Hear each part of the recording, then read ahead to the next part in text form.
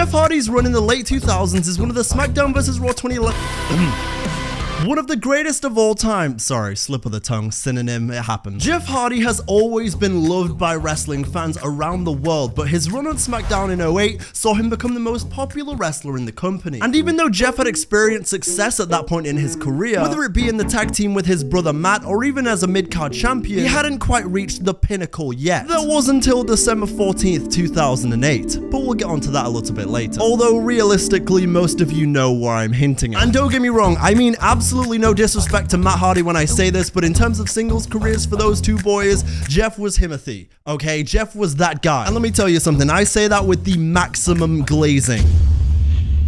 His eccentric face paint, his fire attires, his memorable theme song, his unbelievable moveset, his taunts, his influence, his enigma. Legend, wait for it. Legendary. Also, you're absolutely insane if you didn't try to imitate his entrance or moveset as a kid. Between trying to hit a swanton bomb on a trampoline, whisper in the wind, twist of fate, trying to do his reverse foot corner taunt stance, or simply imitating his taunt as his pyro goes off, I mean, again, that's why he's the GOAT. The GOAT! Also, for as much as we live in a more progressive world right now, and that's great and everything, I feel like back then there were way less men painting their nails, and Jeff Hardy made that shit cool, okay? Just straight up. Also, if you don't believe how much I loved Jeff Hardy when I was younger, take a look at this picture right here. This is me in primary school throwing up the Jeff Hardy sign as I was about to go to high school. If you got into wrestling in and around the late 2000s, early 2010s, you couldn't help but gravitate towards this guy from Cameron, North Carolina. However, the constant ups and downs put a lot of doubt into Jeff's future in the WWE since he was his own biggest enemy. The calendar year 2008 was a true up and down year for Jeff Hardy, showing the best and worst aspects of what makes him him. Hardy's 2008 began with him challenging for the WWE Championship at the Royal Rumble against Randy Orton. And if you know ball, you absolutely remember this match finish against Randy Orton. You can't forget it. What is it? We also had another moment in the midst of this feud that you can't forget where Jeff Hardy jumped off the Titantron. But in this moment, WWE finally saw Jeff show what everyone believed he could do if he was motivated and healthy enough. Simply put, Jeff Hardy was performing at the absolute best, at the absolute highest level, and it was a freaking canon event. They couldn't ignore it anymore. I also love how I actively don't bleep my swears anymore, but right there I decided to say frickin'. What am I, Seth Rollins? However, another thing that seemed to be inevitable in Jeff Hardy's career and life is his battle with drugs and alcohol. WWE would have to punish Hardy for violating the wellness policy. It's no secret that Jeff has dealt with personal demons. They've been well documented, but it really harmed his momentum in early 2008 as he was suspended. Jeff was suspended in July 2007 and March 2008. The latter, of course, causing Jeff Hardy to lose his Intercontinental Championship to Chris Jericho, and then also losing his spot in the WrestleMania 24 Money in the Bank ladder match. And there were plenty of rumors around the time suggesting that Hardy was going to win that WrestleMania 24 Money in the Bank ladder match, so imagine how different things could have been if CM Punk wouldn't have won that match. And so just imagine how things would have panned out if Jeff Hardy would have won the WWE Championship earlier in 2008,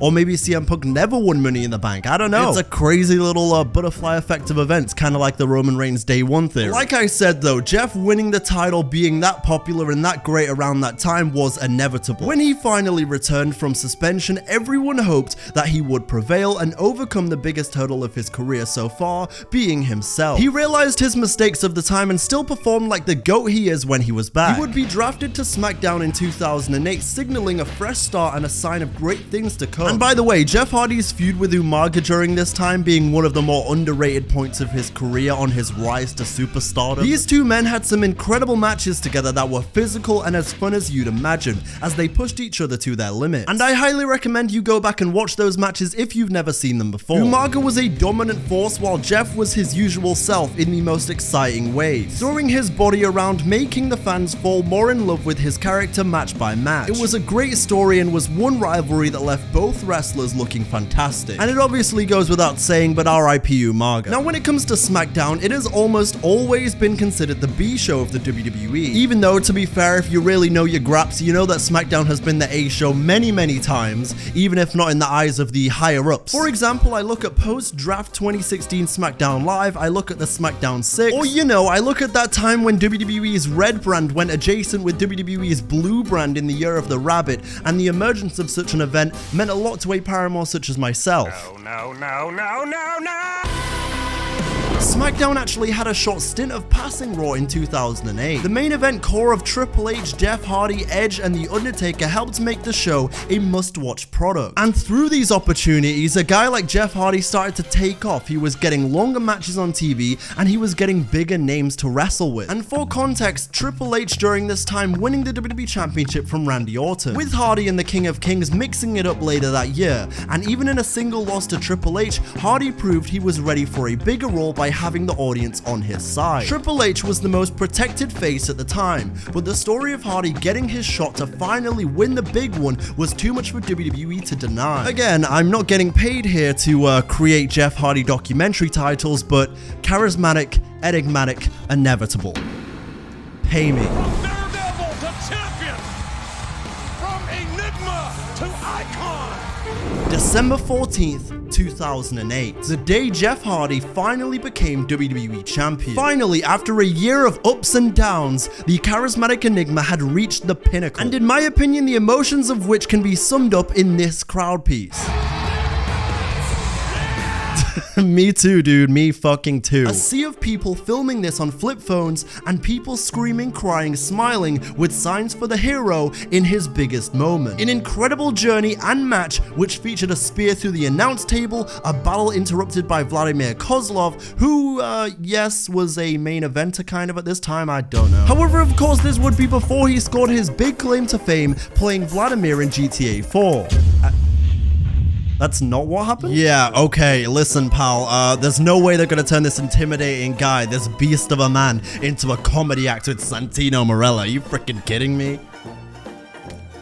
The match was also interrupted by Matt Hardy, who helps out his brother before his crowning moment. The match would conclude with Triple H hitting a pedigree before Hardy would come in and hit a swanton bomb for the win. The show closing with Jeff Hardy in his crowning moment as WWE Champion atop the Armageddon stage. And by the way, this really makes me miss unique pay-per-view sets for every single WWE event. I really miss that. Like, look at this Armageddon stage. This is fire. Anyway, another thing is Jeff Hardy's ultimate rise is all the more impressive when you look at the context of who he was up against at the time. I guess you could go ahead and say that the 2008 WWE roster was stacked. I hate that I just made that joke, but I teed myself up so perfectly, okay? I know we've seen the tweet 1,000 times, I know. Oh God, what can I do to distract you from that mid-video?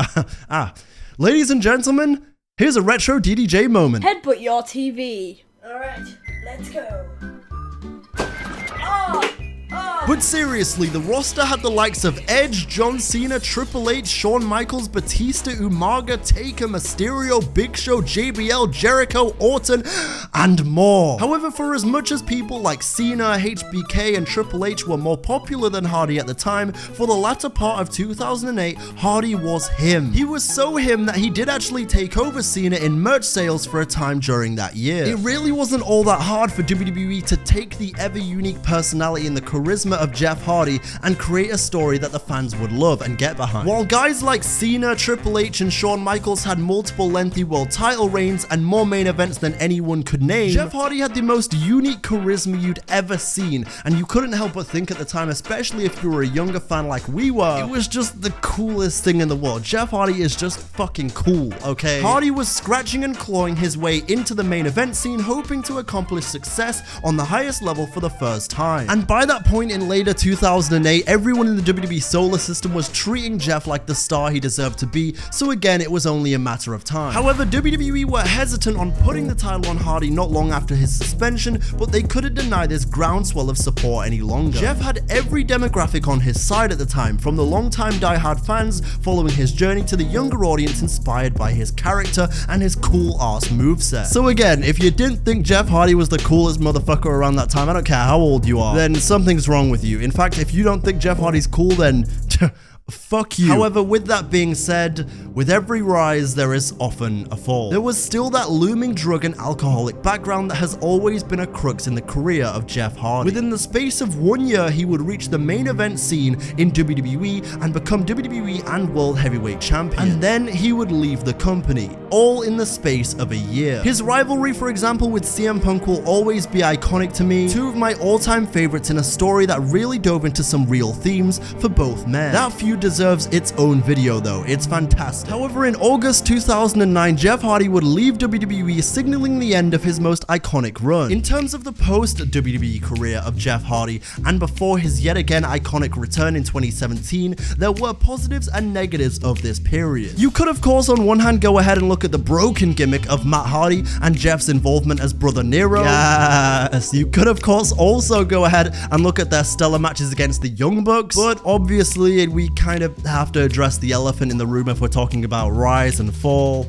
Victory Road 2011. For those who don't know, I'm referring to TNA's Victory Road pay-per-view in 2011. Jeff Hardy's entrance music played, and it took him a little while before he finally emerged clearly drunk and under the influence of drugs. He then stumbles into the ring, forcing the referee to throw up an X during Sting's entrance to the ring. This is clearly one of the low points of Jeff's career, and it's insane to me to think what might have been had he just stayed clean, stayed in the WWE, and had a few more world title reigns. And you know, maybe one of the biggest losses of this period, he left just before he could be in SmackDown vs. Raw 2011. Are you fucked? Another year for the culture. For the culture. Oh man, imagine if SVR 2011 with those TLC matches had the Hardy Boys in. Yeah, sure we had Matt Hardy, but who the fuck am I teaming up Matt Hardy with? Vance Archer? Fuck you. But I mean, regardless of his ups and downs, his chaotic career, I will always and forever say thank you, Jeff Hardy. Thank you for being an inspiration to an entire generation of kids who imitated your face paint, your taunts, your energy, your moveset, your entrance. No matter what the fuck happens, you will always be one of my favorites of all time. But I mean, also, you know, please, with all due respect, retire soon. Just, you're one of the greatest of all time already. Just give your body a rest. Just enjoy retirement, dude. And please, Jeff, tell Darby Allin to stop killing himself in every match. He's scaring away the host.